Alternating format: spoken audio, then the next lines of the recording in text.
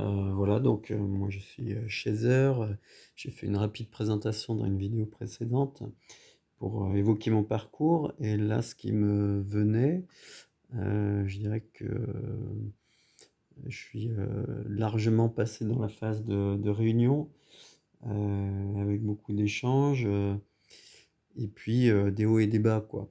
Hem et et donc je me suis aperçu que l'écriture, moi, m'aidait. Hem, pour comprendre ce qui se passait dans mon cerveau, dans la matière aussi, éventuellement déduire et en tout cas prendre du recul, et puis retrouver une tranquillité, quoi. Et donc là, ce que je vous propose, c'est simplement de vous lire ce que j'ai écrit, où finalement on voit ressortir, tout ce qu'on peut voir dans plein de vidéos, à mon avis,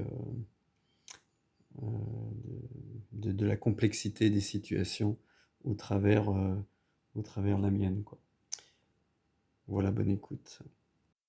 Voilà, bonjour à tous. J'avais envie de vous partager en fait, une lettre en gros que j'ai écrite. Enfin, c'est pas une lettre, c'est plutôt, quelques pages écrites, pour essayer d'y voir un peu clair en moi, autour de cette relation de flamme jumelle. C'est comme faire part des questionnements, je suppose, et aussi une manière de retrouver, de la lucidité, je suppose. Voilà. Il y a beaucoup de raisons d'écrire, parce que c'est beau, parce que surtout cela permet d'accéder au recul sur les faits, à la conscience, celle qui regarde l'inconscient, là aussi où je me relie à plus grand. Je peux vivre sans elle, mais je ne suis jamais tout à fait sans elle. Elle a repris la communication sur mon sujet de travail d'avant. Elle dit ce que je disais. Elle tait aussi les parties les plus essentielles, celles qui font son admiration pour moi. La dernière étude dans tous les journaux, où les gens se séparent de l'inutile pour les remettre dans les circuits économiques, est à mon sens un évident truchement de la vérité qu'elle sait bien dans son cœur. C'est celui qui la paie, qui veut que les gens aient des passeports numériques, restent à travailler à la maison, commandent sur Amazon, induisant la culpabilité de cette maison brûlée, soumettant ses enfants à la distance physique, aux thérapies géniques, et les éloignant de ce qu'elle aime, le contact, les sourires, la nature, la spontanéité, la vie. En écrivant cela, je respire son parfum. Il est là. C'est fou comme je l'aime. C'est important ce que cette âme a pour moi. Elle peut se vacciner, vacciner ses filles, porter le discours grotesque et obscène des tyrans, être incapable de me parler, de me voir. Et chacune de ces choses-là me fait mal. Je voudrais être capable de l'oublier, d'être comblé par une autre, par la vie, par moi-même. Mais la vérité est que ce n'est pas comme cela. Un film, une chevelure, une odeur, et elle revient comme le pinceau de l'aquarelliste sur la feuille imbibée d'eau. Les thérapeutes disent que tout cela est un chemin pour apprendre à s'aimer, être heureux malgré son absence. Qu'est-ce que je ne vois pas? Pendant 5 ans, j'ai regardé l'intérieur, dans mes émotions d'enfant, dans chacune de mes expériences, prouver ma valeur en devenant aidant, organisateur de rassemblements, conférencier, créateur de spectacles, inspirateur d'un autre monde. En même temps, parfois, j'ai surtout l'impression qu'essayer de grandir, c'est tenter de changer. Changer ce qu'elle a aimé, changer le plus beau en moi, ce qui d'ailleurs est impossible, ce qui n'aboutit qu'à porter sur moi un regard négatif. Comme dit celle qui me fait l'honneur de partager ma vie en ce moment, je l'aime, et c'est une chance. C'est une énergie sublime qui me nourrit d'abord moi et peut rejaillir sur les autres. Je crois que c'est ça le seul enjeu, me regarder comme je la regarde, et comme elle me regarde. Devenir par ce regard ma solide fondation. Parce qu'il faut bien reconnaître ma lucidité sur le jeu pernicieux des institutions, de l'État, la guerre contre la vie, mon courage de la dénoncer, de l'expliquer, de ne pas y participer, trouver un chemin, des leviers dans la matière, et d'abord en moi, et juste à côté de moi pour la créer. Alors on ne peut pas vraiment dire que je ne trouve pas ma voie, comme je le crois parfois, que ce soit donc dans cette institution, près de l'État, dans le sport ou à l'école de coaching que j'ai quitté, je marque ma singularité, de ma singularité les autres.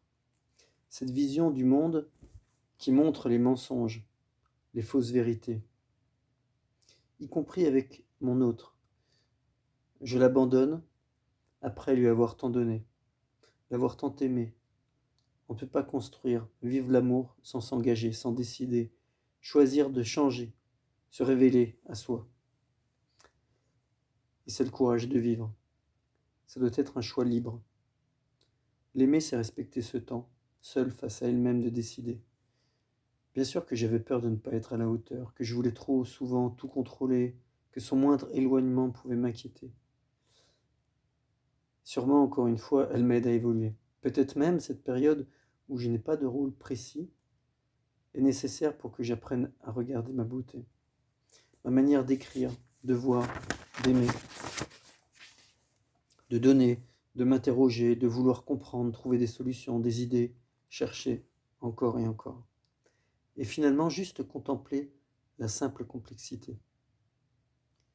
Ce que je veux ressentir, c'est son parfum qui m'enivre, son être qui me trouble et me donne tant d'énergie, sa joie qui réveille la mienne, ses recettes, ses amitiés, ses folies et ses doutes, ma force, ma créativité, mon intelligence, mon amour, mon aptitude au partage, à créer des choses exceptionnelles qui inspirent et transforment la vie des gens. Je veux ressentir mon cœur quand on se touche la main, les lèvres, même si j'ignore comment cela arrivera. Dans mon nouveau livre, j'écrirai. Elle a appelé. Je ne m'y attendais plus, je ne m'y attendais pas. Ah pardon, elle a appelé. Je ne m'y attendais plus. Et je m'y attendais. Je venais de terminer mon café. Elle a dit, est-ce qu'on pourrait se voir? J'ai répondu, pourquoi? Elle a laissé un silence. Puis j'ai entendu, parce que j'ai envie de te voir. Lorsqu'elle était arrivée, je savais qu'elle s'approcherait, comme l'allumette dans un brasier. Ses yeux étaient humides, sa bouche a peut-être dit un mot. Elle s'est posée sur la mienne, comme une demande et une offrande. Cette bouche souple, au parfum d'océan et de fruits. 5 ans de vie de doute, d'effort, de haut, de bas, venaient d'être réécrits.